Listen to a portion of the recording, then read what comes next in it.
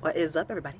J Nell here with my UFC 210 recap video. It happened last night. I hope you saw it because it was a really good event. I actually saw a majority of it, including the prelims, so let's get into it. I made 7 picks and I got 5 out of 7, so it was a good night for me. Now, on to the prelims. I chose Kamaru Usman to beat Sean Strickland, and he did. This was a 3-round decision, I believe, unanimous decision in his favor. I think all the judges even gave him all 3 rounds. He actually got the jump on him standing up, which I did not expect, and he managed to stay active on the ground. So this is a good, strong win for him. Who would you like to see Usman fight next? Next up on the main event of the prelims, I chose Miles Ferrigere to beat Mike Delatorre, and he did in the first round. He looked good. He looked sharp. He looked humble afterwards. He was able to scrap. He was able to take him down and then mount some of the nastiest ground and pound I've seen in a long time. Just calculated, strong elbows that busted him up. This was nasty. Nasty good win, TKO win for Miles Ferrigere. Who would you like to see him fight next? Now, on to the main card. Up first, I did not get this pick, actually. I chose Ill Will Brooks to beat Charles Oliveira, and he did not. This man... Charles, he's scrappy on the feet. So even though his strength is his base, which is the grappling, he can pretty much grapple anywhere, and we saw this here. So they got into a mad scramble. It got him to the ground. Charles was able to take his back. Will stood up. Charles jumped on his back, stayed there, managed to get a rear naked with the chin in, and still submit, tap, tap, Ill Will Brooks. So this was a great win for Charles Oliveira back in the lightweight division. Who would you like to see him fight next? He says he wants to drop back down to featherweight, but he's missed weight a couple of times. So you let me know. You think he should stay at 155, try to make it back to 145? You let me know who and where you think Charles Oliveira should go next. Now, on to the next fight. I got this pick as well. I chose, I'm blanking so much. I chose Thiago Alves to beat Patrick Cote. He did. This was also a unanimous decision. All 3 rounds in favor of Thiago Alves. He looked good. He managed his cardio well. He actually was cold and calculated with his striking. Had good striking, good wrestling, good takedowns.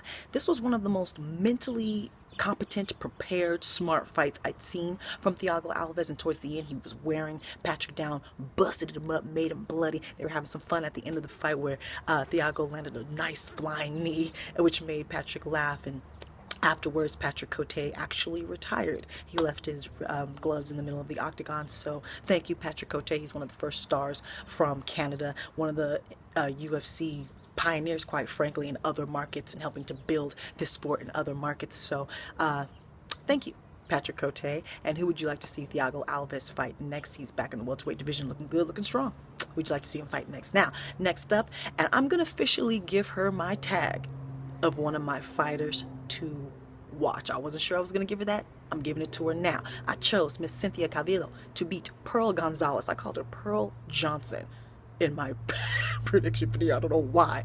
So I picked Miss Cynthia to beat Pearl, and she did. This ended in the 3rd round. She got the jump on her, basically. Pearl was bigger than her, had the reach on her as well. So she kind of waited back, was walking down Cynthia. She landed a couple shots in that 3rd round, but Cynthia basically just outworked her, and she worked her way on the inside and landed some shots. Pearl actually managed to take her down a couple of times, but Cynthia would reverse the position. She was going for submissions off her back on top. She would get the top position and then ground and pound her way, while the body control, her grappling is excellent.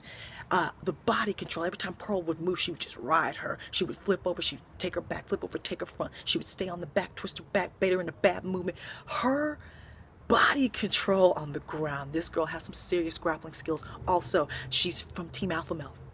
Uriah Faber, you've done it again. I think that will be his true. Going to be a Hall of Famer, by the way. They did a nice little montage on Uriah Faber. But I think the biggest legacy, his most important legacy, what he'll leave behind, is just this slew of high talented, elite, championship caliber athletes. And I don't want to get too far ahead of myself, but I think he has another one here with Cynthia Calvillo. She's nasty. With her skill is top notch, and her personality. She was selling the fight in the weigh-ins. She had personality walking up to the cage, winking at the camera. She had personality in the fight, personality after the fight. She got on the mic and said, "I'm not surprised, motherfucker," because she's, my bad on the swearing, but I had to say Nate Diaz's quote verbatim. She's sponsored by Represent Clothing Line, and she's up there up north, so I'm pretty sure she has connections with them. But this girl has swag. She has personality. She is one to watch. Who would you like to see her fight next? All right, next up, Co-main event, the other fight that I did not get and ended in controversy. I chose Chris Weidman to beat Gegard Mousasi. I was going back and forth, even during the prediction video. Go back and watch it. And this fight was living up to all of our expectations. They were going back and forth. The first round goes to Chris Weidman. Going back and forth, he managed to take him down, mount some ground and pound. Gegard was able to get up, but he was able to take him down again. So body control up against the cage as well. Chris I believe he even tagged him on the feet. It was close, but I do give the first round to Chris Weidman. Second round, Gegard Mousasi, again, they're going at it. Gegard started first, he landed first, he found his range, and he clocked Chris Weidman, stunned him backwards, and it was coming after him. Uppercuts, side, and almost everything was landing. Had him up against the fence. They're scrambling. They get in this position where Chris Weidman's hands are on the ground. He's bent over on his feet, and Gegard is on top of him with his hands clasped. Now, let's talk about this controversy. So, I think Chris Weidman's gaming of the ref, gaming of the rules, we don't know for sure, he didn't admit it, but I think his gaming went against him. I think he gamed himself right out of this fight. So, you know, the rules have changed. You have to have two hands down on the ground in order for a knee to be illegal. So one of the things that fighters do now is they will lift you up while landing the knee to make the knee legal. So the hands were very close on the ground. One was definitely on the ground and the other one, turns out, was not. The ref was in a bad position. So you really can't, everybody can't really jump on this ref. He was in a bad positioning. The rules are unclear in New York. The commission in New York needs to get it together. They are like 15 years behind here when it comes to mixed martial arts. So, all right, so the first knee, legal. Ref doesn't stop the fight. Second knee, very, very close with the second hand being on the ground. Ref stops the fight because he saw it, or thought that he saw that it was an illegal knee. So he stops the fight, gives Chris Weidman the 5-minute break. Chris Weidman's on the ground, rolling around the ground like, oh man, he's bleeding. Oh man, I can't continue. We don't know for sure that he said he can't continue, but according to Gegard Mousasi, even Joe Rogan at the time said Chris said he couldn't continue. So if this is an illegal knee and Chris cannot continue, guess who gets that victory? Chris Weidman. So we go to the replay. Apparently replay is not allowed in New York, but the ref, Margliotti, went over to Big John. They kept saying somebody watching the tape. It wasn't just somebody, it was Big John, okay? So he goes over to Big John. Big John says, in fact, that it was a legal knee. The doctors are in the ring. They're looking at Chris Weidman. They say he can't continue because it turns out it was a legal knee. That means the fight should not have been stopped. He should have not had all this time to rest and lay down. When Chris finds out that it was a legal knee, he pops back up like he can continue now. Too late. They decide to call the fight. Winner, technical TKO, whatever, for Gegard Mousasi. Gegard's team comes out with his flag. He snatches the flag down. He's like, I don't want that mess, man. So he was mad. He don't want to win this way. But Chris Weidman, I truly believe, gamed his way right up out of a victory. Bet you won't do that again. So, but either way, this was disappointing for all parties because this fight was shaping up to be everything we wanted it to be. It was great. So this was very disappointing. Win for Gegard, who I did not pick, so this was my second loss there. Now, on to the main event. And if those of you are looking at my prediction video saying, hey, wait a minute, Janelle, you got this pick wrong, you got to follow me on Twitter and Facebook and Instagram and Snapchat and all that other stuff, because if you'd seen my 15-second prediction video that I dropped more than 2 hours before this main event, you would know that I changed my pick to, and still, the UFC light heavyweight champion, DC Danielle Cormier. So I got this pick right. Because originally I picked AJ, and I'm so glad I did not, because he beat him worse. AJ as in Anthony Rumble Johnson.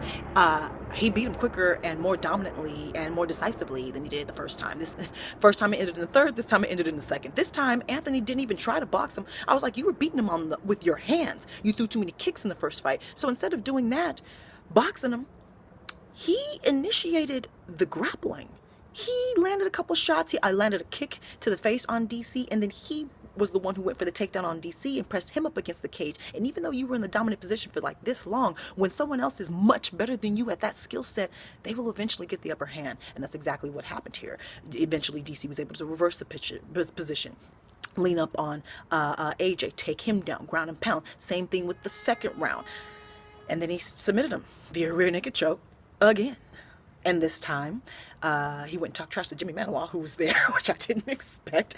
John Jones was there. John Jones had no reaction, trying to play cool as a cucumber. And AJ retired. He said that Dana White, that no one knew this except for his coaches and his family, that he had something really big in the works here behind him, and that this was his last fight at 33 years old, in the prime of his career, quite frankly. AJ, Mr. Anthony Rumble Johnson, has retired. So thank you for everything you've given us. We all think you're retiring a little bit prematurely, but no one can tell someone when to stop getting punched in the face for a living. So thank you, AJ. Afterwards, Joe Rogan stoking the fire, talking about Jimmy Manuwa, bringing up John Jones, even though DC didn't bring up John Jones. So he should be back sometime in July. Who would you like to see DC Daniel Cormier fight next? It doesn't really make sense for him to find Jimmy Manuwa and then try to fight John Jones by July. So I'm thinking if John Jones comes back, it'll probably be the end of this year, fall, something like that. Maybe fight Jimmy Manuwa in between. I don't know. You let me know who you think the champ DC Daniel Cormier should fight next. Let me know what you thought of the entire event. Patrick Cote retiring, AJ Rumble Johnson retiring, the controversial co-main event, the ruling, the decisions, the way that whole went down. Please talk about your injury updates, how you did on all your picks. Talk to me, or follow me on Facebook, Twitter, Instagram, Snapchat. Talk to me. Take care. Subscribe. Like. Goodbye.